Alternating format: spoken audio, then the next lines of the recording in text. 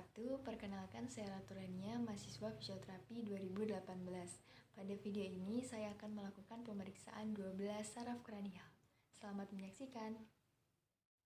Pemeriksaan saraf kranial bertujuan untuk mengetahui ada atau tidaknya gangguan pada 12 saraf kranial.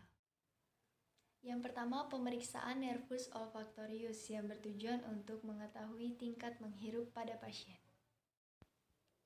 Pastikan kedua lubang hidung pasien tidak ada yang mengganggu atau sumbatan seperti ingus atau polip. Kemudian tiap lubang hidung diperiksa dengan menutup mata dan pasien diminta memberitahu saat sudah mencium bau tersebut. Kemudian identifikasi bahan yang sudah dihirup. Lakukan pemeriksaan tersebut secara bergantian pada hidung sebelah kiri dan hidung sebelah kanan. Yang kedua, pemeriksaan nervus olfactus yang bertujuan untuk mengetahui tingkat ketajaman penglihatan pada pasien.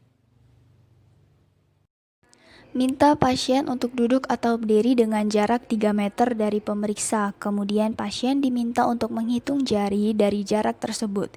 Bila penderita hanya mampu menghitung jari dengan jarak kurang dari 3 meter, maka ketajaman penglihatan menurun. Yang ketiga, pemeriksaan nervus oculomotorius yang bertujuan untuk mengetahui adanya gangguan pada nervus oculomotorius. Pasien diminta melirik ke arah kiri, kanan, atas atau bawah mengikuti instruksi dari terapis. Jika ada nistagmus, hal ini akan terlihat dalam jangka waktu tersebut. Yang keempat, pemeriksaan pada nervus trochlearis yang bertujuan untuk mengetahui gangguan pada nervus trochlearis. Terapis memperlihatkan celah mata untuk menilai apakah terdapat ptosis. Jika ditemukan, pasien dapat dicurigai mengidap myasthenia gravis atau sindrom Horner. Yang kelima, pemeriksaan nervus trigeminus yang bertujuan untuk mengetahui adanya gangguan sensori pada nervus trigeminus. Terapis menginstruksikan pasien untuk memejamkan mata lalu memberikan rangsangan dengan kapas dan benda tajam di bagian pipi dan rahang bawah pasien. Kemudian tanyakan kepada pasien mengenai sensasi apakah rangsangan yang diterima dan dapat dirasakan dan apa jenis rangsangannya. Jika pasien dapat menerjemahkan rangsangan sensasi yang diberikan oleh terapis, maka tidak ada gangguan pada nervus trigeminus pasien.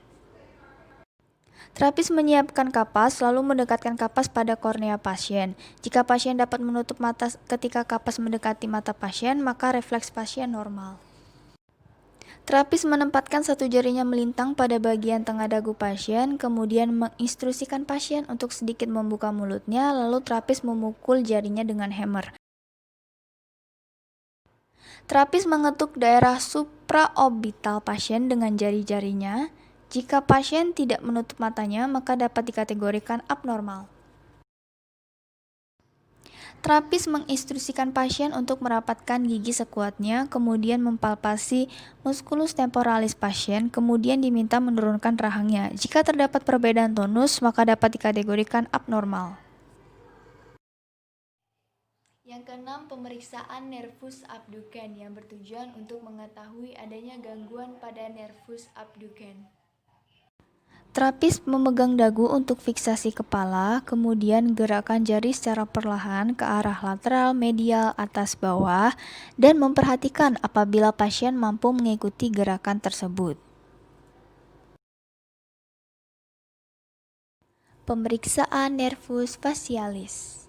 Pertama, mintalah pasien untuk mengangkat alis dan mengerutkan dahi.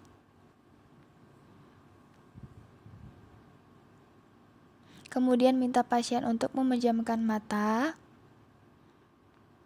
lalu menunjukkan gigi, dan mencucurkan bibir. Pemeriksaan dilakukan pada 2/3 bagian lidah depan, kemudian minta pasien untuk menjulurkan lidah, kemudian pada sisi kiri dan kanan diletakkan gula.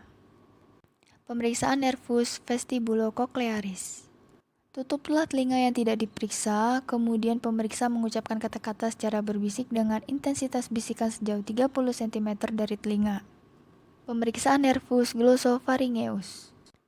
Pasien diminta membuka mulut dan mengatakan huruf A. Pada saat mengucapkan, dinding paring terangkat, sedangkan yang lumpuh akan tertinggal. Pemeriksaan nervus vagus. Pasien rileks, kemudian pemeriksa menggoreskan atau meraba dinding paring kanan dan kiri. Bila ada gangguan sensasibilitas, maka tidak terjadi refleks muntah. Pemeriksaan nervus accessorius. Terapis memeriksa tonus dari musculus trapezius dengan menekan pundak pasien dan pasien diminta untuk mengangkat pundaknya.